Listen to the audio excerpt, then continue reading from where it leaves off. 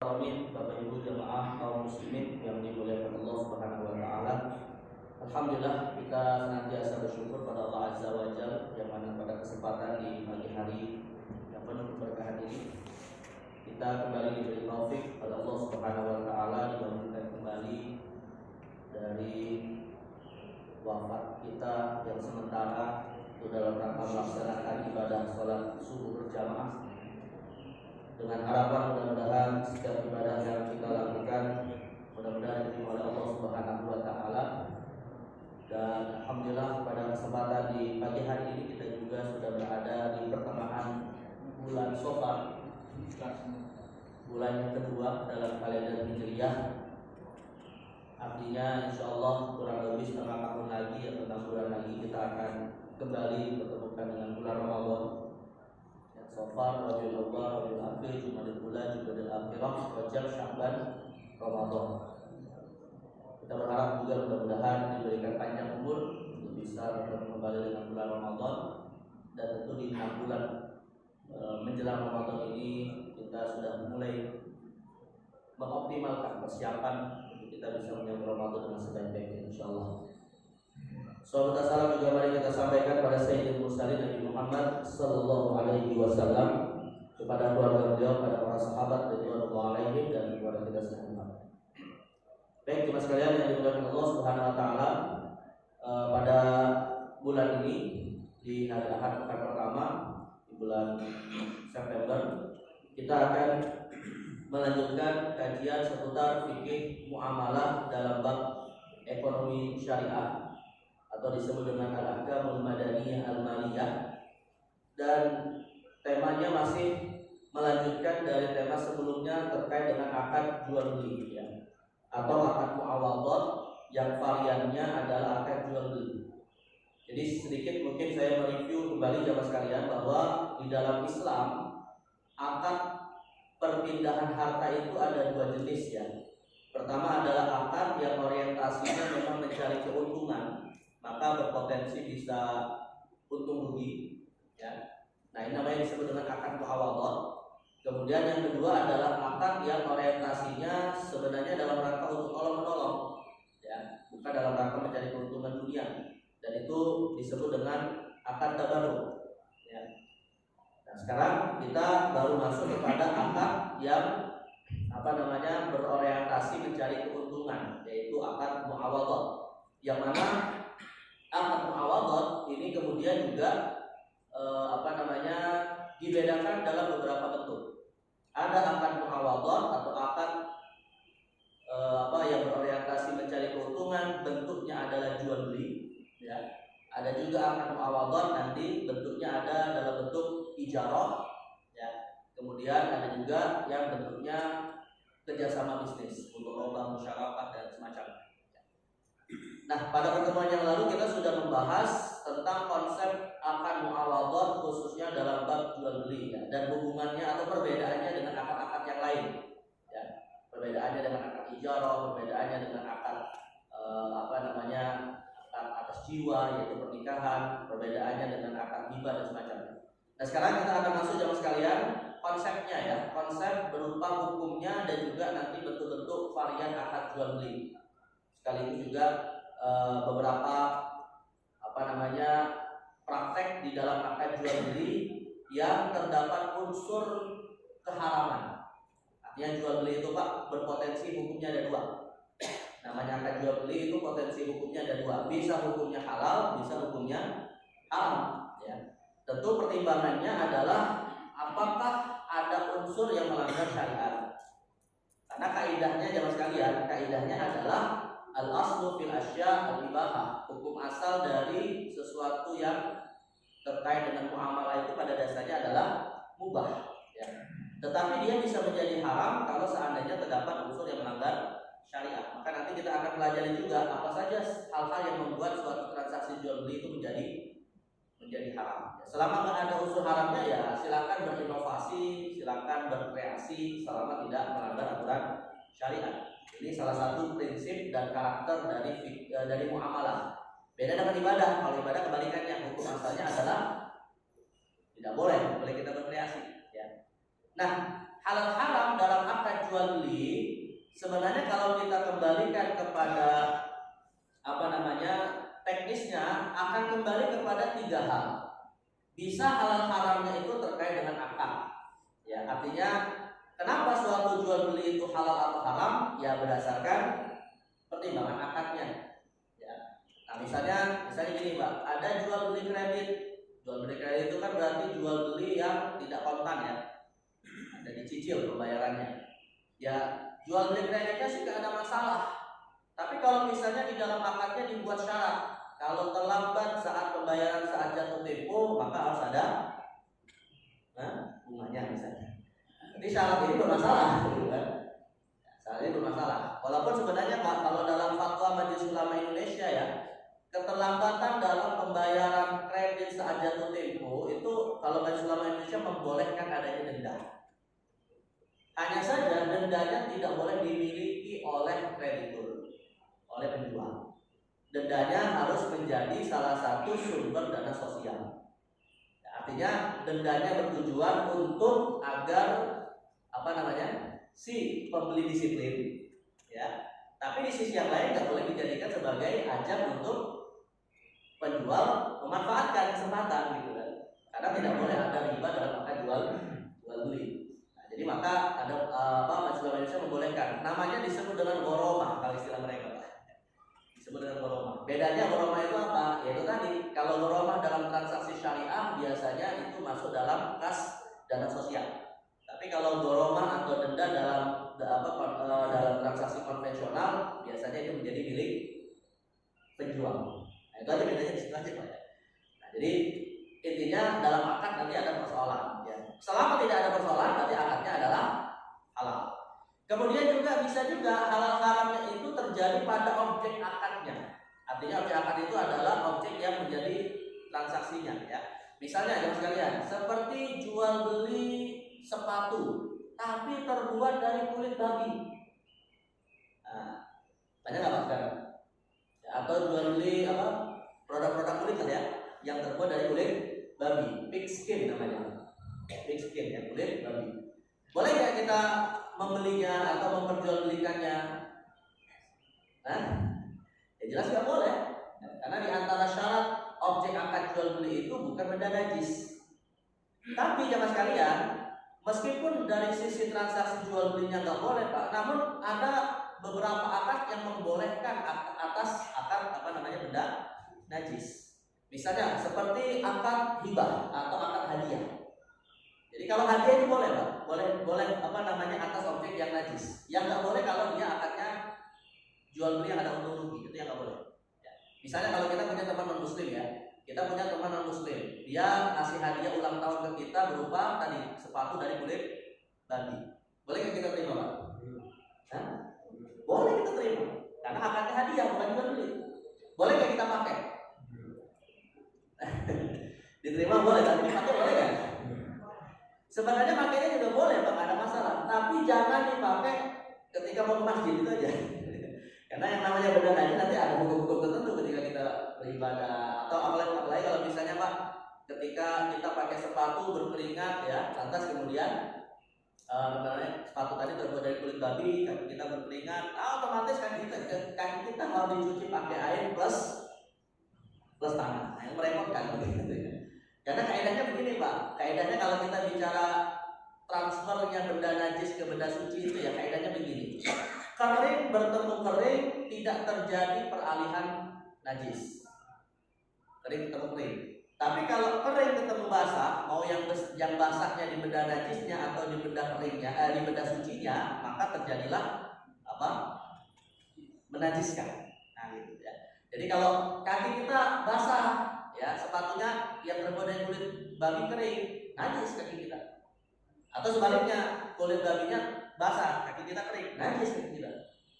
Tapi kalau misalnya satunya kering, nah ini tidak terjadi perpindahan benda najis.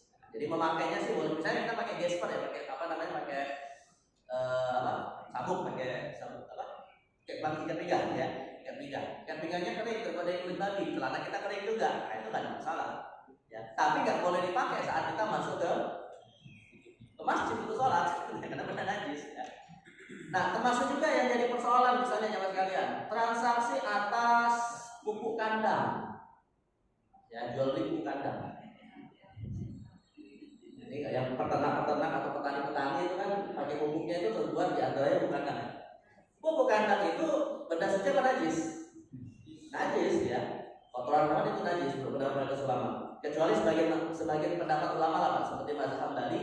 Kalau mazhab Hambali sih berpendapat kotoran hewan itu selama hewannya halal dimakan gak najis. Kalau mazhab Hambali. Tapi mazhab ini ya kalau di negeri kita jadi masalah Pak. Tapi ada petani ayam yang belepotan bajunya dan kotor ayam masuk ke masjid, jadi masalah gara-gara itu nggak najis gitu kan. Jadi kalau mayoritas ulama mengatakan kotoran hewan yang dimakannya halal ataupun haram selama dia hewan itu darahnya mengalir maka najis. Ya, kecuali kalau hewan itu darahnya nggak mengalir, pada arti dia hidupnya bukan lewat darah. Misalnya nyamuk, ya, nyamuk itu ada darah, kemudian kita pukul kena pakaian kita darahnya enggak najis. Nah, jadi kalau hewan-hewan yang dia hidupnya lewat darah, ya, maka kotorannya najis, bangkainya najis, darahnya najis. Nah, jadi yang jadi masalah bagaimana kalau itu menjadi salah satu pupuk untuk sebagai sumber tanaman. Nah, maka jual belinya Pak, menurut kebanyakan ulama itu tidak boleh. Ya, jual belinya nggak boleh kalau atas objek benda najis tadi. Kecuali nih, sebagai ulama ada yang membuat semacam hilah, membuat semacam pengkondisian agar tidak jadi halal, balik menjadi halal. Itu namanya disebut hilah namanya. Caranya bagaimana? Misalnya kotoran pupuk kandang atau kotoran hewan tadi itu dicampur dengan tanah atau dicampur dengan jerami, dicampur dengan benda-benda suci, gitu ya. Maka nanti yang dijual itu bukan najisnya tapi benda sucinya. Atau misalnya akadnya dirubah, bukan akad jual beli, tapi akadnya adalah akad ijarah, akad jual jasa. Karena peternak ngumpulin kotoran hewan itu kan ada tenaganya kan? Ada tenaganya Pak, nganter ke petani ada tenaganya. Nah, itu yang dijual jasanya tadi, bukan produk pupuk kandangnya. Tapi semua ulama sepakat kalau misalnya si peternak memberikan cuma-cuma sebagai hadiah kepada petani, nah itu semua sepakat hukumnya boleh. Kalau tidak ada akad jual beli. Jadi artinya objek akad juga akan menjadi sebab apakah transaksi itu halal atau haram. Begitu juga dengan pelakunya ya Mas sekalian, dipertimbangkan juga pelakunya ini apakah memang orang yang layak untuk berakad. Kalau tidak layak untuk berakad, maka akadnya otomatis tidak sah. Misalnya contohnya Mas sekalian, ya, orang yang tidak layak berakad itu misalnya adalah anak kecil yang belum balik. Itu dianggap belum layak untuk dia berakad, ya. Nah, karena itulah transaksi antara orang dewasa dan anak kecil hukum asalnya nggak boleh, kecuali kalau si anak kecil ini mendapatkan izin dari walinya, gitu ya. Nah, makanya kalau pas lebaran ini kita ngasih uang ke anak kita Mbak, atau kita ngasih uang ke keponakan kita gitu ya. Nah, ini kan kadang banyak ada juga orang ngasih amplopnya sampai jutaan rupiah gitu. Itu sebenarnya orang tuanya harus mengkondisikan, bukan berarti memiliki ya, mengkondisikan. Jangan mereka kemudian memperjualbelikan dari uang tersebut kalau belum balik ya, atau melakukan akad-akad yang sebenarnya tidak dibolehkan. Atau misalnya akad jual beli dengan orang gila, nggak boleh. Ada orang gila dapat warisan Pak, oke nggak? Warisannya banyak. Ya, awalnya nggak gila, pas kemudian bapaknya meninggal, bapaknya dapat warisan. Ya, saya pernah sampaikan kalau anak itu kan dapat 7 per berapa Pak? Kalau anak istri ibunya dapat 1/8, anaknya sisanya dapat 7/8. Ya, kalau harta warisnya 8 triliun, berarti anaknya dapat 7 triliun. Selama ini dia nggak tahu kalau bapaknya itu adalah orang yang kaya. Pas tahu bapaknya meninggal dapat 7 triliun, terkejut gila. Dapat uang 7 triliun gila. Boleh nggak dia kemudian bertransaksi dengan uang itu tadi? Nggak boleh. Harus dijaga sama walinya, ya, untuk kemaslahatan dia. Nah, jadi kalau misalnya dia akhirnya menggunakannya, dipakailah untuk beli yang macam-macam, tapi itu malah tidak masalah bagi dirinya, maka akadnya harus ditinjau ulang. Sebab tidak boleh berakad dengan orang yang tidak layak untuk berakad. Nah, ini dari sisi pertimbangan halal haram jual beli bisa terjadi melalui 3 faktor ini: akad, objek akad, dan pelakunya atau disebut akid, ya. Nah, sekarang bentuk akadnya ya sekalian, atau jenis-jenis jual beli ya. Jadi kita masuk kepada jenis-jenis akad jual beli. Kalau jenis-jenis akad jual beli, setidaknya di dalam kitab-kitab fikih disebutkan jemaah sekalian, jenis-jenis akad jual beli itu diklasifikasikan dalam 3 pola atau 3 klasifikasi. Pertama adalah jual beli dibedakan berdasarkan waktu pembayaran. Berdasarkan waktu pembayaran. Jadi ada barang, ada uang gitu ya. Nah, kapan kemudian pembayaran atas jual beli barang tersebut terjadi? Kalau terjadinya jual beli itu langsung di tempat cash, artinya barangnya diterima, uangnya dibayarkan kepada penjual, ini namanya disebut dengan jual beli mutlak. Dan ini transaksi yang umumnya Pak kita lakukan ya. Umumnya kita lakukan. Jual beli mutlak itu jual beli cash, waktu dan waktu pembayarannya itu langsung dilakukan saat itu juga, saat akad terjadi. Nah, yang kedua ada juga namanya jual beli salam. Nah, jual beli salam itu bukan jual beli assalamualaikum ya. Jual beli salam itu artinya jual beli pesanan ya atau prabayar yang mana barangnya belum ada, tapi kita sudah bayar uangnya Pak. Mungkin DP-nya awalnya misalnya. Artinya sudah sepakat dengan objek barangnya yang mau dibeli, tapi barangnya belum tersedia. Lantas kemudian kita bayar DP ya, kita bayar DP atau boleh juga cash langsung kontan, tapi barangnya belum ada dan dikasih waktu kapan nanti barangnya harus diserahkan. Nah, itu namanya disebut dengan jual beli salam ya. Jual beli salam. Jual beli salam ini yang sekarang ini banyak kita lakukan dalam transaksi online sebenarnya sekalian. Ya, jual beli online itu masuk kategori jual beli salam. Kita udah transfer uang, barangnya kan belum sampai ke kita gitu. Barangnya belum kita terima gitu. Nah, itu jual beli salam sebenarnya ya. Nah, ini jual beli yang waktu pembayarannya itu di awal tapi barangnya di akhir. Kemudian ada juga jual beli taksid. Nah, ini kebalikannya ya Mas sekalian. Kalau taksid ini kebalikannya, barangnya sudah diterima tapi pembayarannya belum selesai, dicicil. Jadi kalau salam barangnya belum, uangnya sudah. Kalau taksid uangnya belum, barangnya sudah. Itu bedanya situ. Ya. Jadi jual beli taksid kalau dalam bahasa kita adalah jual beli kredit atau pasca bayar. Intinya barang yang sudah bisa kita manfaatkan, tapi pembayarannya yang disepakati belum langsung kontak. Apakah lewat proses cicilan dan seterusnya, itu boleh apa-apa. Bahkan termasuk jamaah sekalian, jual beli kredit atau taksid itu boleh kita menawarkan 2 harga, Pak. Misalnya gini, ada orang yang mau beli HP. Kalau harga cashnya 10 juta, kalau harga kreditnya 15 juta, itu boleh apa-apa. Yang tidak boleh itu adalah kalau pas sepakat udah saya beli gitu kan HP ini. Tapi ya kita nantilah ini kan cara bayarnya nanti aja. Kalau saya ada uangnya saya kasih 10 juta, tapi kalau enggak nanti saya kredit. Tapi sudah diambil tuh barang itu Pak. Nah, itu yang nggak boleh. Itu yang nggak boleh. Kenapa? Karena transaksinya belum selesai ketika mereka menawarkan atau ketika mereka dihadapkan 2 harga itu. Jadi kalau misalnya saat bertransaksi sudah langsung dipilih salah satu jenis harganya, boleh saja mau milih yang cash ataupun milih yang kredit, dan tidak ada masalah nilai kreditnya lebih besar daripada nilai cashnya. Yang penting disepakati dari sejak akad itu terjadi. Baik, ini dari sisi waktu ya. Dari sisi waktu ini ada 3, ada mutlak, ada salam, ada taksid. Mutlak cash kontan, salam uang dulu barang nanti, taksid barang dulu uang nanti. Baik, nanti akan saya sebutkan beberapa contoh kasus yang terjadi pelanggaran dalam akad ini. Jadi sebenarnya akadnya hukum asalnya boleh semua, tapi nanti ada beberapa yang masuk kategori yang haram. Baik, kemudian yang kedua, berdasarkan jenis barang atau berdasarkan objek yang digunakan dalam transaksi jual beli. Nah, objeknya itu kan setidaknya ada 2 ya sekalian. Ada dalam bentuk uang, ada dalam bentuk barang ya. Uang dan barang objeknya.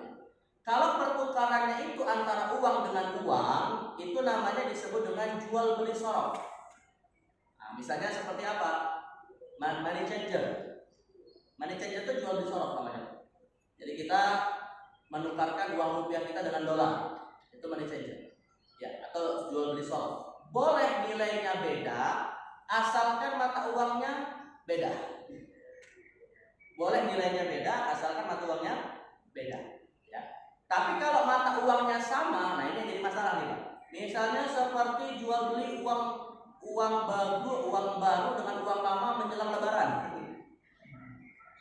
Apa ini kasusnya biasanya ada orang jajain uang 5 ribuan baru gitu ya, nanti dibeli dengan harga 1 juta, ya ada 1 juta biasa gitu, tapi mau dipecah menjadi 5 ribuan yang baru, biasanya untuk untuk hadiah kepada keluarga dan seterusnya. Ini nggak ada selisih nilainya nggak biasanya? Ada selisih nilainya. Ya, jadi kalau 1 juta berarti kan 5 ribuannya itu berapa lembar? Kalau 100 ribu kan 200 lembar ya? 200 lembar ya? 20. 1 juta 205 ribuan ya. Tapi dijual misalnya seharga 1.100.000 ya. Dijual 1.100.000. 100 ribunya itu halal atau haram? Nah itu yang tadi masalah ya. Itu riba itu, masuk kategori riba. Tapi ada sebagian membolehkan jemaah sekalian, kalau ingin tidak jatuh riba, caranya begini, transaksinya nilainya sama. Ya, saya minta 200 lembar uang 5 ribuan, totalnya berarti 1 juta. Saya kasih uang 1 juta. Udah selesai, transaksinya sudah selesai ya, Pak. Lalu kita beli ini 1 juta 100 ribu uang jasa karena kamu ngambilin dari bank. Nah, kalau itu boleh ya, Pak, karena kita kasih uang jasa. Atau kalaupun misalnya nggak mau akan jasa, hadiah misalnya, nggak ada masalah. Ya, tapi tidak boleh tambahan ini tadi masuk dalam transaksi pertukaran uang. Kalau itu masuk, maka jatuhlah dia akan riba karena jenis uangnya sama tapi nilainya beda. Jadi pertukaran atau jual beli antar uang itu jemaah sekalian boleh kalau uangnya beda. Meskipun nanti di penjual A, penjual B, penjual C masing-masing ngasih harga yang beda-beda, nggak apa-apa, Pak. Misalnya nih, saya mau beli dolar pakai rupiah, 1 dolar misalnya sekarang berapa? 15.000 misalnya ya, 15.000. Tapi rupanya ini 3 penjual beda-beda ngasih harga. Satu ngasih harga 15.500, satu lagi ngasih harga 15.100 rupiah, satu lagi ngasih harga 14.000 misalnya, ada yang berani 14.700 rupiah. Boleh, nggak masalah ya.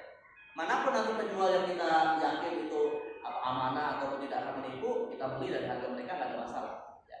Termasuk ngambil keuntungan nggak ada masalah. Kalau untuk transaksi antar uang yang beda nilainya, itu nggak ada masalah. Nah, yang nggak boleh kalau jenisnya sama dan kemudian ada nilai yang berbeda. Nah, itu intinya sekali lagi, artinya jual beli atas objek mata uang yang disebut dengan shorof, ada yang boleh, ada yang tidak boleh, ya, tergantung jenis dari barangnya. Yang kedua, kalau tadi antar uang, nah yang kedua ini antara barang. Ya, kalau bahasa kita sering kita sebut dengan istilah barter, jual beli antar barang. Nah, kalau dalam istilah fikih klasik, jual beli antar barang ini namanya disebut dengan muqayyadhah. Disebut dengan muqayyadhah. Jadi jual HP dengan laptop misalnya, Pak. Nah, itu namanya disebut muqayyadhah. Nah, itu barter ya. Jadi negeri kita masih ada, Pak, di beberapa daerah yang transaksinya barter. Masih ada. Nah, misalnya produk pertanian dijual dengan produk peternakan, ya. Masih ada nggak begini gitu? Masih ada ya? Masih ada ya? Atau artinya secara tradisional, maksud saya, secara tradisional. Kalau misalnya secara perorangan ya mungkin masih banyak ya. Tapi kalau secara tradisional mungkin sudah jarang. Ini mungkin masih ada pasar-pasar yang seperti ini. Baik, kemudian yang ketiga, yang ketiga ini adalah transaksi jual beli yang jenis barangnya populer di kita ya, yaitu antara uang dan barang, antara uang dan barang. Nah, kalau ini populer lah, kita belanja yang mahal ataupun yang murah biasanya pakai uang dan barang. Tapi yang jadi masalah berikutnya jemaah sekalian, uang hari ini itu kan jenisnya macam-macam ya. Ada uang kertas, ada uang digital ya, ada e-money gitu kan. Ada lagi uang currency ya, uang currency itu apa? Ya kayak Bitcoin macam-macam itu. Nah, itu sebenarnya transaksinya bagaimana, hukum status hukumnya misalnya. Misalnya kayak e-money lah. Contoh kasus kayak e-money. Kalau uang yang cash, uang kertas tidak ada masalah. Ini e-money misalnya, Pak. Yang mana e-money ini sebenarnya masih ada problem. Kalau di fatwa Majelis Ulama Indonesia, Pak, penggunaan e-money itu masih problem. Problemnya itu begini, sebenarnya uang yang kita top up ya di kartu-kartu e-money itu statusnya apa sebenarnya? Statusnya apa kira-kira? Kita tuh sedang meminjamkan uang atau sedang membeli uang dari cash, dari kertas menjadi uang digital gitu ya. Dan kalau seandainya kartu apa, misalnya kartu e-tol gitu ya, atau kartu belanja apalah misalnya gitu. Imani itu kan produk ya, produk bank apa? Imani produk bank mana ya? Betul ya? Ini nggak apa-apa nyebut produk ya? Nggak apa-apa ya, kan kita mau perkenalkan ya, nggak apa-apa ya. Bukan berarti kita mempromosikan gitu ya. Ada apa, Imani, Mandiri, kemudian ada Top Cash gitu ya, Cash Baby ya. Kemudian ada lagi apa lagi? Flash ya, Flash itu dari mana? BCA ya, dan semacam lah gitu ya. Nah itu kalau kartu itu hilang, kita bisa protes nggak ke bank? beda dengan kartu ATM ya. Kalau kartu ATM kan bisa kita blokir gitu ya, karena ada pinnya dan lain-lain. Nah kalau untuk Imani ini kan nggak ada gitu. Nah makanya sebenarnya status dari kartu ini kalau di level MUI itu masih problematis sebenarnya. Kecuali kata Majelis Ulama Indonesia, mereka memberikan pengecualian. Kecuali kalau kita menggunakan apa namanya media-media ini tadi dalam bentuk memang kita harus menggunakannya, karena nggak boleh menggunakan yang lain. Misalnya kita membutuhkan fasilitas tol, nggak boleh sekarang kita bayar cash, nggak boleh kan gini Pak. Ketika kita masuk tol, langsung kita bilang saya mau bayar cash, oh nggak bisa Pak, harus pakai e-tol. Enggak, ini kan hak asasi manusia.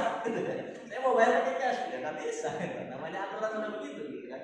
Nah, maka dalam kasus ini kita boleh menggunakan apa media-media seperti ini. Tapi sih kebanyakan ulama sih membolehkan, karena status imani ini sebenarnya adalah kita seakan-akan membeli, ya, membeli top up yang kita lakukan itu membeli sebenarnya. Ya, top up yang kita lakukan itu membeli, dan karena membeli maka ya kita boleh menggunakannya, dan konsekuensinya kalau seandainya hilang ya risiko. Jadi kita nggak bisa mengklaimnya ke bank dan seterusnya. Beda dengan kartu ATM. Kalau kartu ATM itu sistem kartu ATM itu akadnya apa? Uang yang kita masukkan dalam bank itu Pak, ketika dalam wujud kartu ATM. Nah, pinjaman, utang kepada bank atau titipan, hadiah gitu ya, atau investasi. Tergantung akadnya, tergantung akadnya. Intinya adalah kalau transaksinya antara uang dan barang, ini namanya disebut dengan jual beli mutlak, dan itulah yang kemudian masif ya berlaku di masyarakat kita. Baik, yang terakhir teman sekalian, jenis jual beli yang terakhir berdasarkan penetapan harga. Artinya sebelum terjadi transaksi atau sebelum terjadi deal akad, ya ada proses penetapan harga, ada proses penetapan harga antara penjual dan pembeli. Nah, maka dalam hal ini ada 3 bentuk ya. Pertama adalah ada jual beli lewat jalur musawamah. Musawamah ini adalah jual beli yang terjadi tawar menawar. Biasanya kalau jual beli musawamah atau tawar menawar ini, ya si penjual sudah menetapkan harga, lalu kemudian ditawar lebih murah oleh pembeli. Ya, itu namanya musawamah. Kemudian ada juga jemaah sekalian, jual beli namanya disebut dengan jual beli amanah atau jual beli murabahah. Nah, jual beli amanah atau murabahah ini si penjual sudah menginformasikan harganya plus keuntungan yang dia dapat. Tapi jual beli amanah ini kalau dalam transaksi tradisional kayak sepertinya saya pikir jarang yang nonton. Misalnya dia bilang, ini saya jual pakaian ya, modal saya 100.000, saya ngambil untung 50.000. Kira-kira banyak nggak penjual yang jujur kayak gitu Pak? Hah? Ini problem. Padahal Bu, itu adalah metodenya Rasulullah dalam bertransaksi. Dulu nanti ketika membawa barangnya Khadijah ya ke Syam, itu beliau begitu. Tapi jujur ya, jujur. Makanya beliau terkenal Al-Amin, bilangnya kan, orang yang jujur gitu kan. Beliau bawa barang ini, saya bawa dari Mekah ini, harga kurma ini saya bawa dari Mekah sekian dinar misalnya. Ya, saya ambil keuntungan sekian, atau bisa jadi menawarkan keuntungannya, silakan mau berikan kepada saya berapapun yang mau diberi. Itu boleh seperti itu. Yang penting jual beli aman atau murabahah ini dia menyebutkan modalnya. Ya, mau nanti kemudian untungnya ditetapkan juga atau ditawarkan kepada si pembeli, itu teknis saja. Tapi prakteknya di lapangan jemaah sekalian, jual beli amanah atau murabahah ini malah digunakan dalam sistem KPR syariah. Ya, dalam sistem KPR syariah. Jadi kalau kita misalnya mau beli rumah nih Pak, mau beli rumah tapi nggak punya uang cukup ya, akhirnya apa yang terjadi transaksinya? Nah, kita tawarkan kepada bank untuk membeli kan rumah yang mau kita beli nanti tadi ya. Jadi kalau versi bank syariah ya, kita tawarkan kepada bank, biasanya nanti bank akan membeli 70%-nya, kita beli 30%-nya yang kita sebut DP. Nah, ketika bank membeli 70%-nya, ya harga 70% sudah kita ketahui Pak. Tapi kemudian misalnya ya anggaplah rumahnya harganya 1 miliar. Kita punya uang 300 juta, berarti kita beli sahamnya 30%. Sedangkan bank membeli sahamnya 70%, berarti kan berapa? 300 juta ya, 300 juta. Nah setelah masing-masing membeli, artinya kemudian bank ini Pak, yang tadi keluar uang 700 juta membeli 70% saham atas rumah tersebut, menjualnya ke kita dengan harga misalnya 1,5 M. Ya 700 jadi 1,5 M ya. Tapi nanti kita akan bayar secara cicil kredit. Nah, itu namanya disebut dengan akad murabah. Ya. Jadi bank sudah kasih tahu nih, kita sudah tahu dari awal bahwa memang bank itu modalnya sekian, untungnya sekian. Nah, itu namanya disebut dengan akad murabah. Jadi kalau sistemnya, dan biasanya flat, nggak mungkin dia berubah ya. Artinya bank itu mempertimbangkan kalau 10 tahun, 15 tahun ke depan itu kira-kira ya nilai rumah itu berapa, ada bahasa pressure ya. Apresial.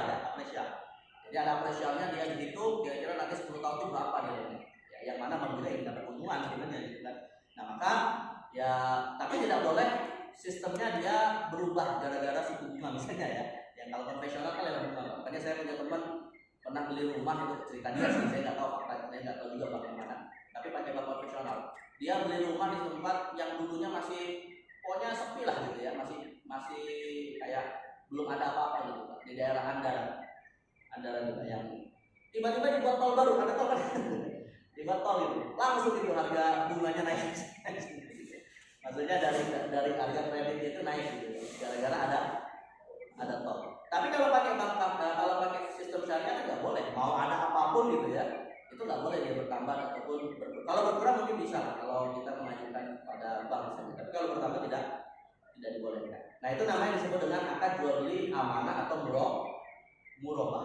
Ya, ini biar kita paham yang mungkin punya KPR syariah, sistem yang dipakai adalah sistem murabah. Dan yang terakhir ada sistem namanya muzayadah atau munaqashah. Ini kebalikan dari musawamah ya sekalian. Kalau musawamah itu si penjual ngasih harga, lantas kemudian oleh pembeli ditawar lebih murah. Tapi kalau muzayadah atau munaqashah ini kebalikannya, si penjual itu malah menawarkan harga termurah, bersaing dengan penjual yang lain, gitu ya. Dan ketika kemudian penjual yang lain rupanya ada yang lebih murah, dia kasih tawaran lebih murah lagi, Pak. Nah ini biasanya kalau muzayadah atau munaqashah ya, atau dalam bentuk lelang ini biasanya terjadi dalam apa? Dalam transaksi proyek pemerintah biasanya. Lelang proyek gitu ya. Jadi siapa yang bisa memberi harga yang paling murah tapi berkualitas misalnya. Nah itu namanya disebut dengan akad muzayadah atau munaqashah. Beda dengan akad musawamah ya. Jadi di sini malah pembelinya yang kemudian memberikan harga yang lebih tinggi kebalikannya daripada penjualnya. Baik, intinya kalau dari sisi penetapan harga ada 3 bentuk ya, ada musawamah, ada murabah, ada muzayadah. Nah sekarang saya akan ilustrasikan ya mas kalian. Saya akan ilustrasikan ya skema jual beli murabah yang sekarang lagi populer di sistem KPR syariah dalam bentuk jual beli rumah ataupun jual beli produk yang lain seperti kendaraan ya. Yang sering kali digunakan adalah jual beli dengan sistem murabah atau bahasa lainnya atau sistem lainnya yang ditambahkan ada juga murabah al-amir bisyirah. Bedanya gini ya mas kalian. Kalau murabah si penjual sudah punya barang. Kalau murabah si penjual sudah punya barang, dia sampaikan kepada pembeli, ini harga barangnya sekian, saya dapat untungnya sekian. Tapi kalau murabah al-amir bisyirah itu artinya ya mas kalian, si penjual ini sebelumnya belum punya barang, tapi ditawarkan oleh pembeli untuk membelikan barang yang dia inginkan. Nah itu yang tadi kita sebut misalnya kayak pembelian rumah gitu. Misalnya saya tertarik dengan rumah ini, ya, tapi saya nggak punya uang cash untuk membelinya. Saya tawarkan kepada bank untuk membelinya. Jadi dia membelinya itu lewat pesanan si pembeli.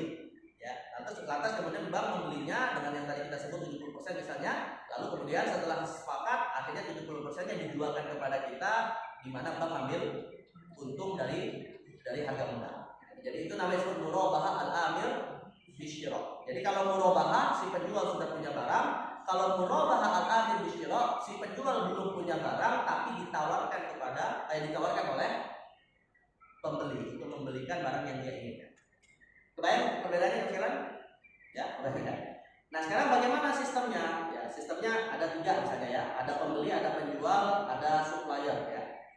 Jadi si pembeli ini murabahah bil al-amir bisyira lebih tepatnya ya.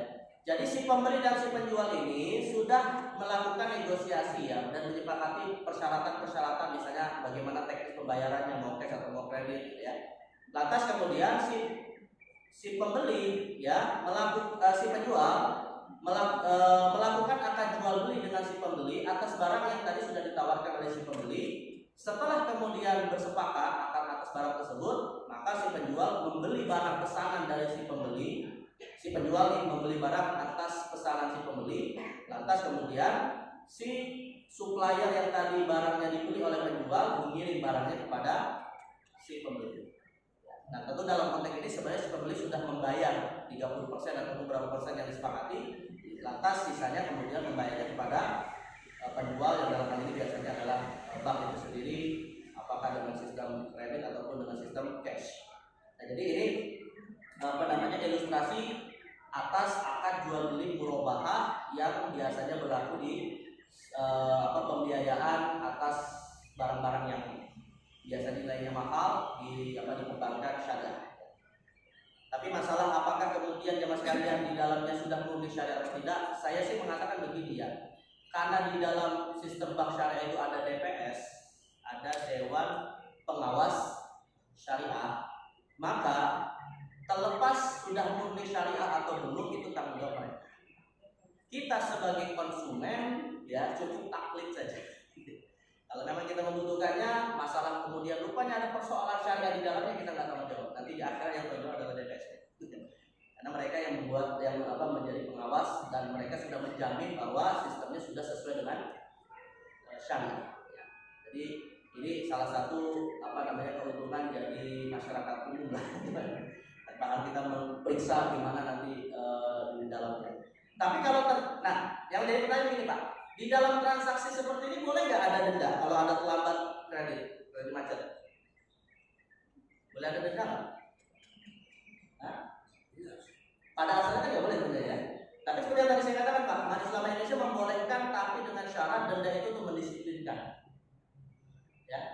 Dan kalau kemudian denda itu terjadi, maka tidak boleh menjadi pemilik dan tidak boleh dimiliki oleh bank atau menjadi dana sosial. Itu tapi biasanya si dendanya itu nanti fase berikutnya ya, biasanya ada mediasi dan seterusnya. Kemudian, kasus berikutnya Pak, bagaimana kalau terjadi kredit macet? Memang si pembeli tidak bisa melanjutkan. Apakah kemudian bank boleh mengambil sepenuhnya? Atau apa? Bagaimana solusinya kalau di bank syariah biasanya Pak? Kalau di bank syariah itu solusinya adalah ya kalau memang sudah kreditnya tidak bisa dilanjutkan, akhirnya diajukan oleh si debitur bahwa kita sudah tidak mampu lagi melanjutkan misalnya ya karena kemampuan ekonomi dan seterusnya, maka rumah atau misalnya artinya rumah gitu ya, maka rumah yang tadi menjadi objek transaksi KPR syariah ini tadi dilelang biasanya oleh bank untuk dijual. Tapi bank juga dalam konteks ini ya saya pikir kalau akan ada dewan pengawas syariahnya akan jujur ya.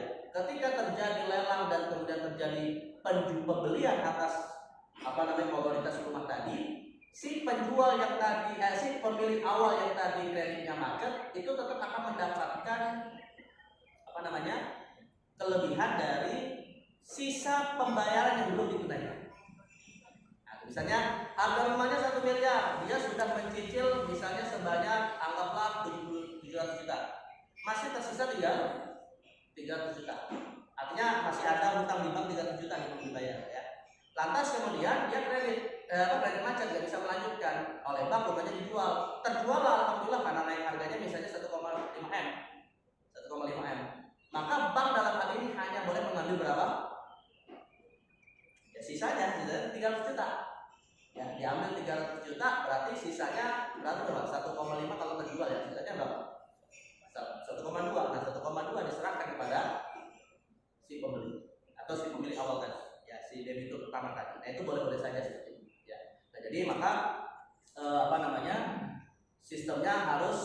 kemudian dijual secara transparan dan keuntungannya si bank hanya boleh mengambil sisa dari pembayaran yang belum dilunasi. Adapun sisanya yang lain maka harus diberikan kepada pemilik rumah.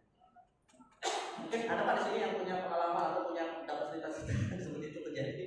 Tapi kalau bank konvensional gimana? Apa diambil semuanya? Kayak debt collector itu Pak, langsung ditarik semuanya gitu ya. Kalau itu boleh jelas ya. Kalau itu boleh. Misalnya kayak orang punya hutang dia nggak bisa bayar, kemudian yang yang diambil lahannya misalnya sebagai yang dijaminkan, nah, itu nggak boleh. Dia boleh mengambil yang dijaminkan, tapi dengan syarat hanya senilai hutang yang nggak bisa dibayar. Kalau ada sisa kelebihan maka wajib diberikan kepada pemilik asal.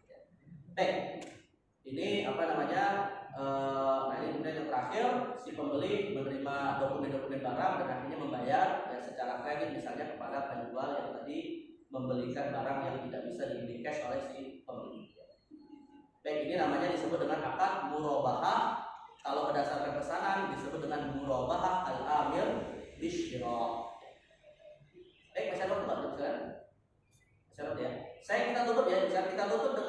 Kita tutup dengan bentuk-bentuk transaksi yang haram di dalam akad jual beli. Meskipun tadi sebagian sudah saya jelaskan ya. Tapi ini biar lebih sistematis ya. Kalau dalam akad salam itu tadi yang kita sebut dengan akad di mana bayarnya di awal tapi barangnya belum ada ya. Hukum asalnya adalah boleh. Ini berdasarkan hadis riwayat Imam Muslim. Kata Nabi SAW ketika ada beberapa sahabat yusrifuna fi thimari as-sana was-sanatain. Ketika ada para sahabat melakukan transaksi atas kurma selama setahun atau 2 tahun. Maksudnya adalah mereka membayar dulu, lalu kemudian setelah dibayar kurmanya belum ada, namun nanti panennya selama setahun atau 2 tahun baru diberikan. Ya. Nah maka Nabi bersabda ketika ditanya tentang akad seperti ini, beliau mengatakan man aslafa fi tamrin fal yusrif. Barang siapa melakukan transaksi yang barangnya diakhirkan atas kurma atau buah-buah yang lain ya, maka hendaknya dia harus menyepakati dengan pembeli fi kailin ma'lumin wa waznin ma'lumin ila ajalin ma'lum. Harus disepakati berapa timbangannya yang disepakati ya, kemudian juga takarannya berapa dan kapan jangka waktu penyerahan barangnya. Itu juga harus disepakati. Tapi kalau belum ada kesepakatan seperti ini, maka jatuhlah akad jual beli salamnya menjadi tidak boleh. Tapi sebagai penutup ya, ada masuk syuruk ya. Kemudian, nah ada jual beli salam jemaah sekalian yang bermasalah. Misalnya gini kasusnya Pak. Kita misalnya membeli pakaian, uang sudah kita transfer, tapi kemudian barang belum kita terima. Ketika barang belum kita terima, lantas tiba-tiba kita bilang, atau sebelum barang itu kita terima Pak, tapi barang itu sudah kita jual lagi ke orang lain sebelum kita terima, ya langsung sudah kita jual. Lalu kita bilang kepada penjual yang pertama, tolong serahkan barang ini kepada si fulan. Nah biasanya kita pas menjualnya kan ngambil untung gitu kan. Kita beli misalnya 100.000 harga pakaiannya, lalu kemudian belum kita terima, kita sudah ngomong kepada penjual pertama, serahkan kepada si fulan karena saya sudah menjualnya kepada dia dengan harga 200.000 misalnya. Ini tidak boleh jual beli seperti ini, tidak boleh seperti ini. Ya. Kenapa? Karena kalau kita memang jual beli salamnya itu sudah kita serahkan uangnya, kita terima dulu barangnya. Setelah kita terima barangnya baru boleh kita jual. Kalau barangnya belum kita terima langsung kita jual, ini kata para ulama dianggap masuk kategori riba. Kenapa? Sama seperti kita beli pakai uang, kita terima pakai uang, tapi dengan nilai yang berbeda. Nah jatuhnya riba. Kita bayar 100.000, kita terima dari pembeli kedua 200.000, maka sama saja kita tukar uang. Nah itu jatuhnya riba. Tapi beda dengan over credit. Kalau over credit itu gimana sistemnya? Kita sudah cicil rumah, ya misalnya 10 tahun dan kita cicil 5 tahun. Tapi kita mau berhenti, lalu kita jual kepada pihak ketiga, ya over credit ya. Kita jual pada pihak yang ketiga. Nah di sini itu boleh nggak apa-apa, walaupun kita belum 100% memiliki barang tersebut. Kenapa? Karena kita sudah punya 50% sahamnya di situ.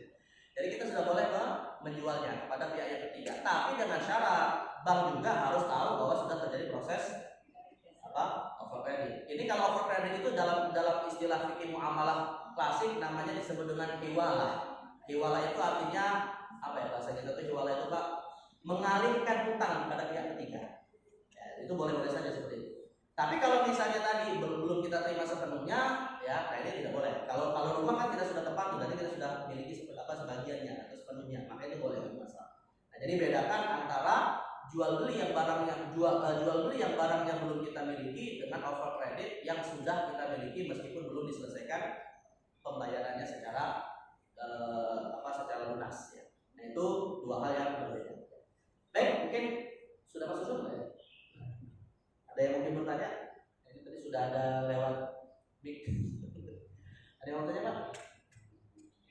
Atau dulu ada yang mau tanya mungkin? Ya, silakan. Emil, siapa tanya? Pencegahan aja Pak.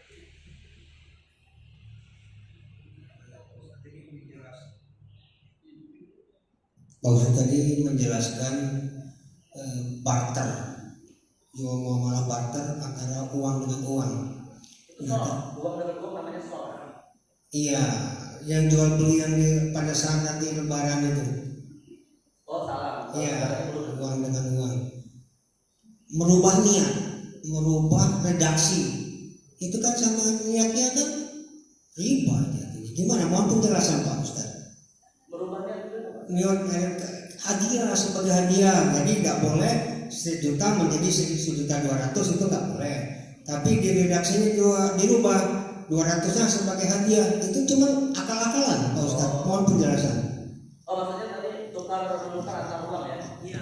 Kemudian di awal harus nilainya sama, ya. Lalu kemudian setelah nilainya sama, si pembeli memberi hadiah 200.000 misalnya kepada penjual. Tapi sudah ditetapkan 200. Kalau sudah ditetapkan dari awal, namanya bukan hadiah. Ini inisiatif dari si pembeli, gitu ya. Artinya gini, kalau misalnya nih si penjual bilang, ini saya punya uang pecahan 5.000 sebesar 1 juta. Saya jual dengan harga yang sama 1 juta juga. Tapi syaratnya kamu kasih hadiah saya ya 200.000. Sama aja nih itu Pak. Itu sama aja nih Pak. Jadi di sini hadiahnya tadi itu atas dasar inisiatif oleh si pembeli atau bukan hadiah lah, lebih biasanya sih yang praktek di lapangan yang sering terjadi adalah akad jasa ijarah. Ya jasanya begini misalnya Pak. Saya kalau ini boleh nih kalau ini boleh ya. Saya bawa uang dari bank pecahan 5.000 sebanyak 1 juta. Saya jual kepada kamu 1 juta juga. Tapi nih ya Bapak harus tahu saya ini berangkat ke bank jalan kaki lumayan capek kemudian juga perlu pakai transportasi dan lain-lain. Pokoknya saya minta uang jasa dan uang jasanya saya tetapkan misalnya 200.000. Nah boleh nggak kayak gitu? Boleh kayak gitu. Atau misalnya si penjual ini bilang saya ini ngambil barang ke bank dan lain-lain ya, cobalah minta uang jasanya. Lalu kemudian ditawarkan oleh si pembeli, ini saya kasih jasa sekian, mau nggak? Nah, kalau mereka sepakat nggak ada masalah. Jadi artinya harus diucapkan. Ya harus.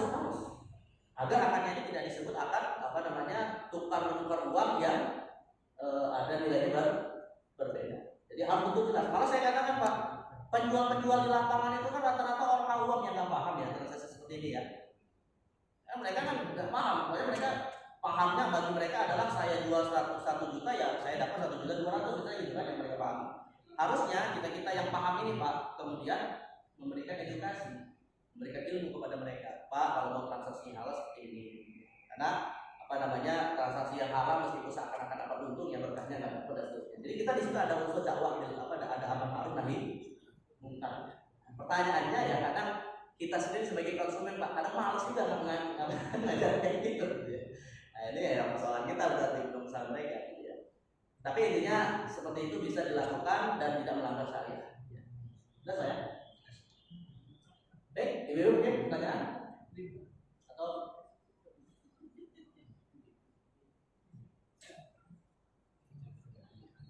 terima kasih Pak Ustaz.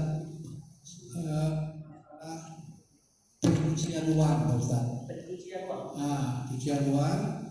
Kita ini mau niatnya ketahuan kita misalnya katakanlah korupsi misalnya, supaya kita uang ini kita apa kepada saudara kita atau siapapun, misalnya pekerjaannya hanya tukang beca, tidak mungkinlah dia misalnya mobil harga sekian. Nah kalau begini ini secara hukum negara kan sudah salah. Sekarang menurut syariat ini yang berdosa yang menerima itu atau si pemberi itu Pak Ustaz? Ya. Baik. Kalau penerimanya tahu Pak, kalau penerimanya tahu bahwa itu adalah uang haram yang sengaja dimanipulasi oleh yang melakukan kejahatan, yang tadi disebut dengan money laundering itu ya, pencucian uang, maka jelas dia ikut berdosa. Kalau tahu, ya. Tapi kalau seandainya dia tidak tahu Pak, hukum asalnya ya dia menerimanya kalau lewat jalur hadiah atau sedekah itu halal intinya. Kalau dia nggak tahu, tapi dia harus kooperatif. Kalau seandainya negara menelusuri ya seperti itu, dia harus kooperatif dalam arti dan negara atau dalam hal ini penegak hukum kan ya biasanya juga akan melihat motif-motifnya ya. Ini apakah benar yang menerima ini nggak tahu atau sebenarnya pura-pura nggak tahu? Itu kan nanti akan ada motif-motif yang bisa ditelusuri ya. Tapi intinya kalau misalnya dia tidak tahu, hukumnya nggak ada masalah. Dan saya kasih contoh sederhana nih sekalian ya. Ini penanya juga yang nanya nih. Tapi saya pikir bukan pelaku korupsi lah ya. Penanya aja seandainya terjadi, dia bilang ada orang Pak korupsi ya. Dia tahu itu salah. Dia tahu itu salah. Tapi yang jadi masalah Pak, dia belum siap. Dia belum siap untuk menanggung beban jika diperkarakan.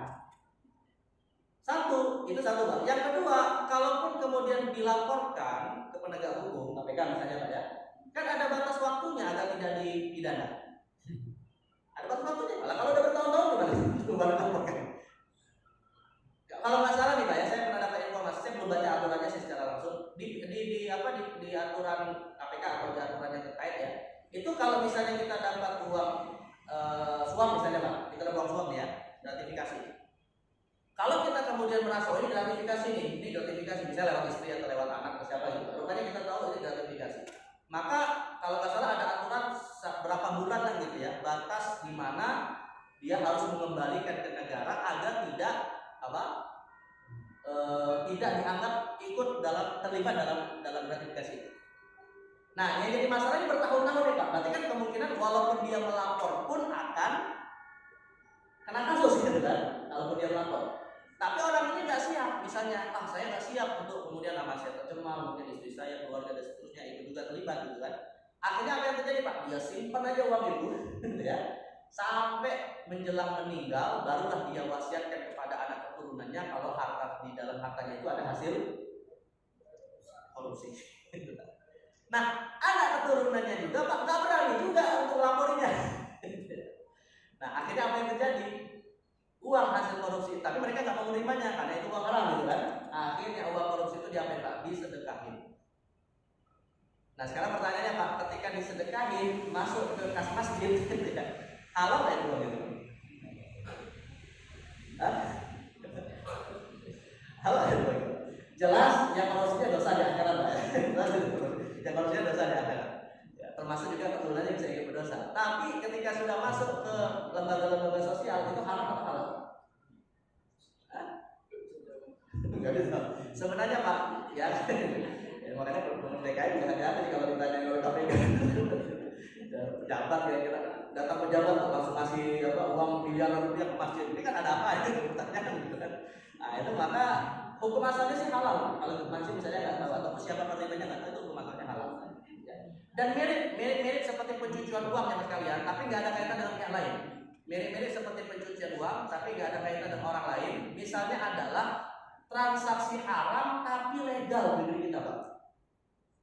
Transaksi haram tapi legal. Misalnya seperti yang tadi saya contohkan Pak, jual beli benda najis kan nggak dilarang di negeri kita. Nggak dilarang. Kita dapat hadiah berupa sepatu dari kulit babi. Tapi kita nggak mau pakai, nggak perlu gitu kan. Nah akhirnya kita jual Pak. Padahal itu tadi hasil hadiah. Akhirnya kita jual. Nah hasil penjualan dari sepatu kulit babi tadi kan haram sebenarnya. Tapi kalau dia haram kan nggak dilarang oleh negara. Nah gara-gara dia haram tidak dilarang oleh negara, transaksi sudah terjadi, si pembeli nggak mau misalnya si pembeli nggak mau menerima lagi gitu kan, atau tidak mau membatalkan akadnya. Nah uang yang tadi kita terima kan uang apa? Haram kan? Nah Nah, maka uang haram ini tadi dari hasil jual beli benda haram ini tadi, apa yang harus kita lakukan, Pak? Apa dibuang ke laut? Apa dibakar? Nah, jawabannya tidak, disedekahkan. Disedekahkan. Dan ketika nanti disedekahkan, penerima sedekahnya menerima uang halal. Tadi kan mirip-mirip seperti mencuci uang kan, betul ya? Tapi ini bukan untuk sedekah amal, tapi tujuannya untuk menghindari harta haram. Jadi artinya Pak, sedekah itu ada bisa dua tujuan. Bisa memang betul-betul murni amal soleh, bisa juga dalam arti untuk menghindari harta yang haram. Nah, itu juga bisa seperti itu. Si penerimanya halal. Tidak berpahala tapi dia. Nggak dapat pahala. Tidak berpahala. Tapi insya Allah masih dapat pahala Pak, pahala taubat. Pahalanya pahala taubat, bukan pahala sedekahnya ya, karena itu kan taubat dia gitu kan. Misalnya mau panggil lagi Pak, hasil zina. Mohon maaf ya, ada seorang wanita tunasusila, dia berzina, dapatlah uang dari siapa? Dari laki-laki hidung belangnya gitu kan, dapat uang ya, banyak mungkin Pak ya, ratusan juta mungkin misalnya. Lantas kemudian taubat, dia taubat dari perbuatan zinanya. Nah uang ini tadi Pak, halal atau haram hasil zina tadi? Jelas haram kan sebenarnya, untuk dirinya haram gitu ya. Lalu gara-gara itu uang haram diapain? Apakah dikembalikan lagi ke laki-laki hidung belangnya? Ya jangan Pak, dipakai lagi dia untuk zina tempat lain. Nah, maka dalam hal ini kewajibannya dia sedekahkan. Nah, ketika dia sedekahkan itu menjadi halal untuk menerima sedekah.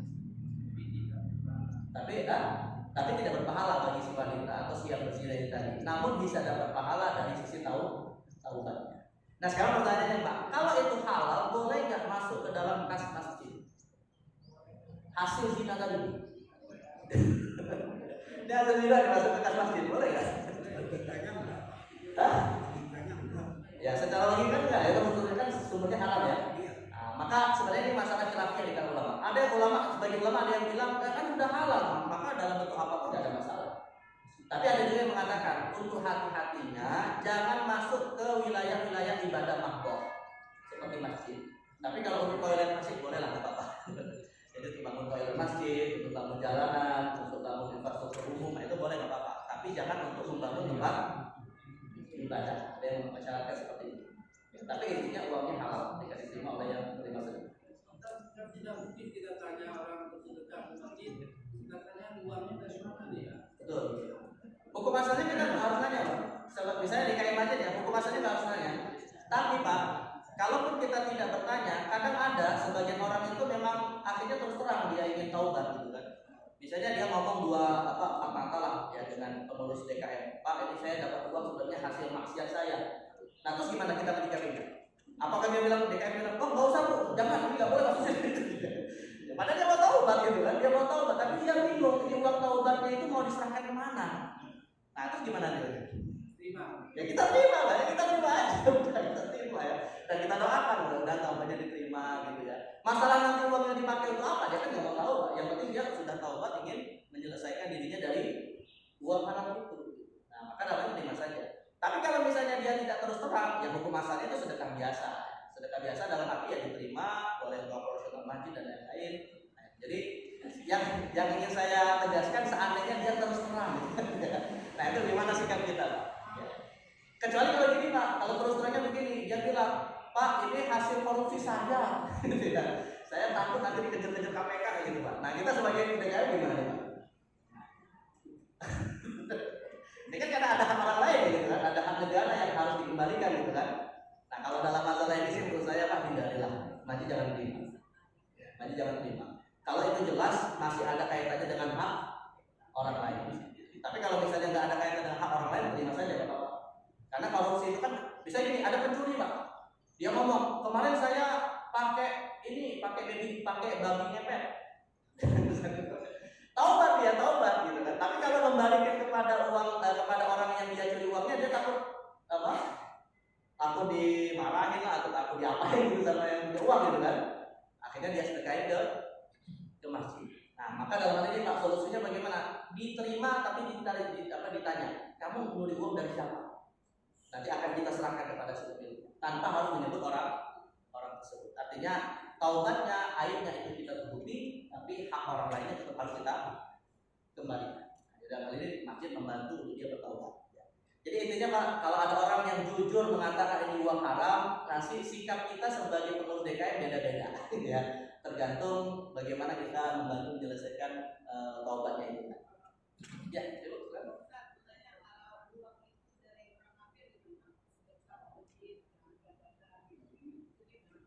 Hukum asalnya Bu, hukum asalnya kita orang Islam bertransaksi dengan non Muslim itu boleh. Selama transaksi kita adalah transaksi yang halal, kita tidak punya kewajiban harus menelusuri dari mana sumber pemasukan dan harta mereka.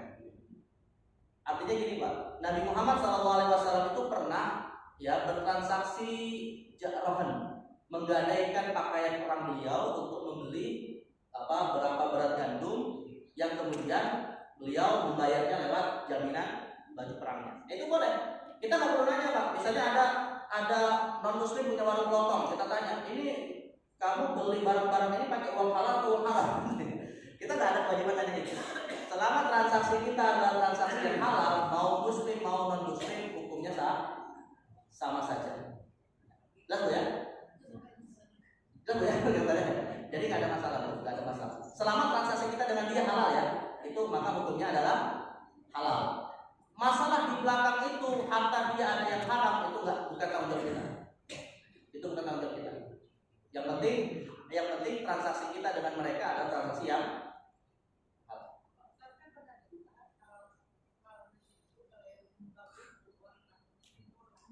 Gimana Bu? Orang kafir? Oh nyumbang. Kalau non Muslim nyumbang kita terima, nggak ada masalah Pak. Tapi nggak dapat pahala dia. Maksudnya gini, non Muslim nyumbang bisa diambil, bisa diterima karena itu halal.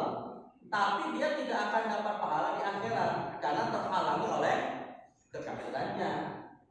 Ya, tapi Bu, Allah Maha Adil. Allah Maha Adil, artinya apa? Orang kafir yang sedekah, yang berbuat baik kepada banyak manusia, Allah masih beri kebaikan di dunia. Hidupnya tenang, keluarganya tenang, anak-anaknya baik, ya, istrinya nggak selingkuh, ya. Itu adalah nikmat yang Allah berikan kepada siapapun, mau dia Muslim, mau dia kafir, kalau melakukan kebaikan di dunia. Tapi di akhirat, kalau dia mati dalam kondisi kafir, Allah berfirman, wa qadimna ila ma 'amilu min 'amalin faj'alnahu haba'an mansura. Kami tampakkan amal-amal kebaikan mereka di akhirat, tapi nilainya tidak ada nilainya di sisi Allah Subhanahu wa taala. Jadi artinya orang kafir sedekah masih memberi manfaat untuk mereka, tapi hanya untuk di dunia saja. Nah, kita menerimanya boleh, enggak apa-apa. Halal. Ya, kurban Pak, misalnya ya. Kurban 1 ekor sapi bisa 7 orang kan? Boleh nggak orang kafir ikut nyumbang kurban 1/7? Boleh, boleh. Halal, itu sah kurbannya ya. Dan dia nggak dapat pahalanya di akhirat, tapi dapat manfaat di dunia. Tapi dengan catatan juga Bu, seandainya orang kafir yang sedekah tadi kemudian masuk Islam, sedekah dia selama kafir jadi pahala. Ya. Jadi artinya orang kafir nggak akan dapat manfaat sedekahnya di akhirat kalau mati dalam kondisi kafir. Tapi kalau dia sempat masuk Islam, maka kebaikan-kebaikan yang terkait dengan harta ini semuanya ada nilai pahala. Itu bisa kita motivasi Pak, teman-teman kita yang mungkin non Muslim tapi ada keinginan mau masuk Islam, tapi dia bilang, oh dulu saya sering sedekah, itu kira-kira gimana manfaatnya? Manfaat insya Allah di akhirat, tapi syaratnya apa? Masuk Islam gitu, syaratnya itu aja masuk Islam, maka insya Allah manfaat. Nah ya. Baik, mungkin kita coba ya sekarang ya, mudah-mudahan yang kita bahas hari ini manfaat. Insya Allah pada bulan yang akan datang kita akan lanjutkan pembahasan tentang fikih keluarga. Mudah-mudahan Allah mengajar setiap waktu yang kita lalui dalam kajian pagi ini dengan pahala di sisi Allah Subhanahu wa taala. Baik, kita tutup dengan doa kafaratul majlis. Subhanakallahumma wa bihamdika asyhadu an la ilaha illa anta astaghfiruka wa atubu ilaik. Wassallallahu ala sayyidina Muhammadin wa ala alihi wa sahbihi wa sallam. Assalamualaikum warahmatullahi wabarakatuh.